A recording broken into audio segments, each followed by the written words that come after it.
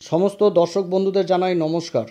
आज के आबार नतून करे एसेছি একটি নতুন পর্ব নিয়ে। সেটা হচ্ছে মকর রাশির ক্ষেত্রে এপ্রিলের 6 তারিখ শনিদেব যে নক্ষত্র পরিবর্তন করছে এর কী প্রভাব এই মকর রাশির উপরে পড়বে এবং কোন উপাচার করলে বা প্রতিকার করলে এই রাশির জাতক জাতিকারা এই গোচরের আরও সুফল বৃদ্ধি করতে পারবে। তবে মনে রাখবেন, গ্রহের গোচর সম্পূর্ণভাবে নির্ভর করে জাতকের গ্রহের অবস্থান এবং গ্রহের দশার উপর। আমরা যে এর ফল প্রকাশ করছি এটা আমাদের একটা প্রচেষ্টা মাত্র। ভিডিওটি শুরু করার আগেই বলি, প্রিয় দর্শক বন্ধুরা, যদি আমার এই পরামর্শ সত্যি কার্যকরী মনে হয় তাহলে আমার এই চ্যানেলটিকে অবশ্যই সাবস্ক্রাইব করবেন এবং পাশে থাকা বেল আইকনটি প্রেস করবেন, তাতে আমাদের সমস্ত ভিডিও আপনাদের কাছে সহজে পৌঁছে যাবে। মকর রাশির ক্ষেত্রে আজকের আলোচনা প্রচণ্ড গুরুত্বপূর্ণ হতে যাচ্ছে। মকর রাশির জাতক জাতিকারা এটা চন্দ্র রাশি অনুসারেই দেখবেন। শনিদেব উদয় হয়েছে 17 মার্চ 2024, অস্ত থেকে উদয় হয়েছে এবং 6 এপ্রিল শনিদেব কিন্তু নক্ষত্র পরিবর্তন করছেন। 2024 সালে এটাই কিন্তু শনিদেবের প্রথম নক্ষত্র পরিবর্তন। গুরুদেবের নক্ষত্র পূর্বা ভাদ্রপদ নক্ষত্রে শনিদেব কিন্তু গোচর করবে। শনিদেব এর আগে রাহুর নক্ষত্রে ছিল শতবিশা নক্ষত্রে, সেই শতবিশা নক্ষত্র পরিবর্তন করে 6 তারিখ দুপুর 3টা 55 গুরুদেব কিন্তু গুরুদেবের নক্ষত্রে প্রবেশ করবে। বড় গ্রহ যখন নক্ষত্র পরিবর্তন করে তখন কিন্তু এর প্রভাব আমাদের মানব সমাজের উপর বিশেষভাবে পড়ে। শনিদেবকে জ্যোতিষশাস্ত্রে বলা হয় বিষাদ ক্রূর, এর কিন্তু সংজ্ঞা দেওয়া হয়েছে শনিদেবকে। কিন্তু শনিদেব হচ্ছেন ন্যায়ের দেবতা, কর্মফলদাতা। এই কর্মফলদাতা ন্যায়ের দেবতার কালপুরুষ চক্রের অবস্থান হচ্ছে, অর্থাৎ শনির অবস্থান হচ্ছে কালপুরুষ চক্রের দশম ঘর, যেটা হচ্ছে কর্মের ঘর, এবং একাদশ ঘর, যেটা কর্ম করে লাভের ঘর।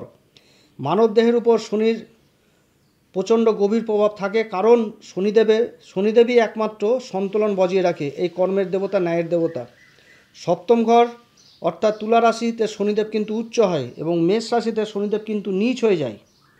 শনিদেব যদি কেন্দ্র ত্রিকোণে অবস্থান করে কিংবা কোনো মিত্র ঘরে অবস্থান করে অথবা 3, 6, 11 এই সমস্ত ঘরে অবস্থান করে কিংবা গুরুদেবের দৃষ্টি যদি শনিদেবের উপরে কোনো রকমভাবে পড়ে, তাহলে এই সমস্ত জাতক জাতিকারা সমাজে মান সম্মান প্রতিষ্ঠা লাভ করে, সমাজে উচ্চ পর্যায়ে লোকদের সাথে উঠা বসা করে এবং মান সম্মান বৃদ্ধি হয় এই শনিদেব। আবার এই শনিদেব যদি বিপরীতে অবস্থান করে তাহলে কিন্তু জাতকের জীবন খুব কষ্টদায়ী হয়, প্রত্যেকটি পদক্ষেপ বাধাপ্রাপ্ত হয়। কোনো কাজ করতে গেলে একেবারে শেষ হয় না, কাজ করতে গেলে শুরুতেও বাধা, মাঝেও বাধা, শেষেও বাধা, মানে বাধা পেতে পেতেই শেষ।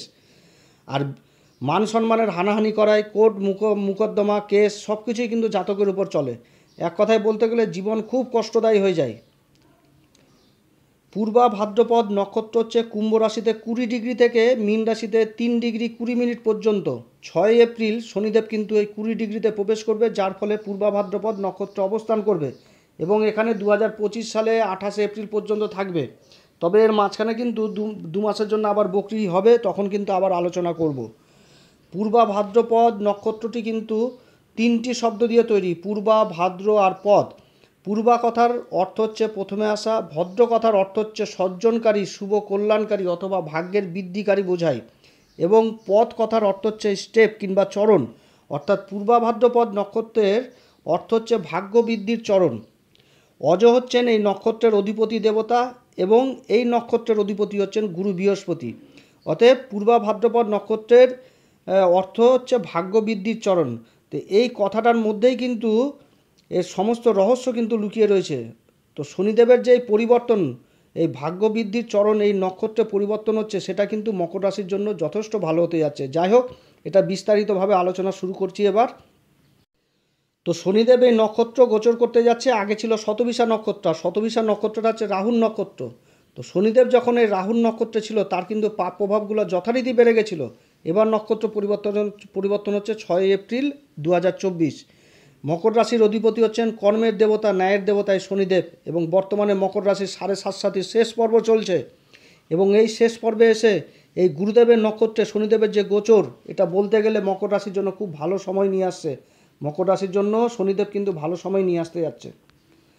মকর রাশির জাতক জাতিকারা এই 7.5 সময় অনেক কিছুই দেখেছে, কে আপন কে পর, কে বিপদের সময় কে পাশে দাঁড়িয়েছে, কে দূরে চলে গেছে, কে কিভাবে ঠকিয়ে সম্পত্তি নিয়ে চলে গেছে, দিনের পর দিন ঋণের জ্বালায় জর্জরিত হয়েছে, মান সম্মান হারিয়েছে, মায়ের শারীরিক অবস্থার যথেষ্ট অবনতি হয়েছে, মায়ের সাথে মতবিরোধও হয়েছে, বিধ জিনিস কিন্তু ঘটে গেছে এই মকর রাশির জীবনে এই 7.5 চলাকালীন। তো যাই হোক, শনিদেবের যে এই যে পরিবর্তন, এই পরিবর্তন মকর রাশির জন্য খুব ভালো সময় নিয়ে আসতে যাচ্ছে। শনিদেবের 3টি দৃষ্টি, তৃতীয় দৃষ্টি পড়ছে চতুর্থ ঘর, যেটা হচ্ছে মেষ রাশি। এখানে গুরুদেব বসে রয়েছেন এবং গুরুদেব মে মাসে কিন্তু রাশি পরিবর্তন করে বৃষ রাশিতে প্রবেশ করবে। মকর রাশির ক্ষেত্রে বৃষ রাশি হচ্ছে পঞ্চম ঘর, আর পঞ্চম ঘরে যখন এই গুরুদেব অবস্থান করবে তখন কিন্তু এই পঞ্চম ঘরটা অ্যাক্টিভ হয়ে যাবে, কারণ পঞ্চম ঘর গুরুদেব কিন্তু অতি বিশিষ্ট কারক হয়ে যায়। আবার শনিদেবের সপ্তম দৃষ্টি পড়ছে অষ্টম ঘরে, যেটা হচ্ছে সিংহ রাশি, এবং শনিদেবের দশম দৃষ্টি পড়ছে একাদশ ঘরে, যেটা হচ্ছে বৃশ্চিক রাশি। তো শনিদেবের 3টা দৃষ্টিই কিন্তু শত্রু রাশির উপর পড়ছে। তো যেহেতু শনিদেব পূর্বা ভাদ্রপদ নক্ষত্র অবস্থান করবে, সেটাও গুরুদেবের নক্ষত্র, যার ফলে এর ফলগুলো কিন্তু যথেষ্ট ভালো হতে যাচ্ছে। দেবগুরু বৃহস্পতি হচ্ছেন মকর রাশির ক্ষেত্রে 3য় ঘরের অধিপতি এবং দ্বাদশ ঘরের অধিপতি হয়ে বর্তমানে অবস্থান করছে মেষ রাশিতে, যেটা মকর রাশির ক্ষেত্রে কিন্তু চতুর্থ ঘর। আর শনি এখন এই পূর্বা ভাদ্রপদ নক্ষত্রে প্রবেশ করবে এবং গুরুদেবের উপরই দৃষ্টি দিবে, গুরুদেবের নক্ষত্রে বসে। তো সবার প্রথম বলবো, যে সমস্ত মকর রাশির জাতক জাতিকারা মিডিয়া সেক্টর অথবা সোশ্যাল মিডিয়ার কাজে জড়িত রয়েছেন কোনো না কোনোভাবে, তাদের কিন্তু যথেষ্ট সাফল্য পেতে চলেছে। তাদের কর্মের যথেষ্ট গতি বাড়বে, কর্মের দায়িত্ব বাড়বে, বেতনও বৃদ্ধি হবে। এবং তার সাথে যে সমস্ত ছাত্রছাত্রীরা পড়াশোনার জন্য বিদেশে যাওয়ার চেষ্টা করছিলেন, তাদের কিন্তু অবশ্যই যাত্রা হবে। মায়ের শারীরিক অবস্থার যথেষ্ট উন্নতি হবে এই সময়, এবং সন্তান কিন্তু মায়ের সাপোর্টও পাবেন, ভালো বন্ধুবান্ধবও হবে এই সময়। মে মাসে গুরুদেব রাশি পরিবর্তন করে বৃষ রাশিতে যাবে, যেটা হচ্ছে পঞ্চম ঘর মকর রাশির ক্ষেত্রে বৃষ রাশি। আর পঞ্চম ঘরে কিন্তু গুরুদেব অতি বিশিষ্ট কারক হয়ে যায়। এই সময় পিতা মাতাদের মানে সন্তানের প্রাথমিক শিক্ষাতে যে বাধাগুলো ছিল, সেই বাধাগুলো কিন্তু দূর হয়ে যাবে, এবং এই সময় ভালো গুরুর সন্ধান পাবে।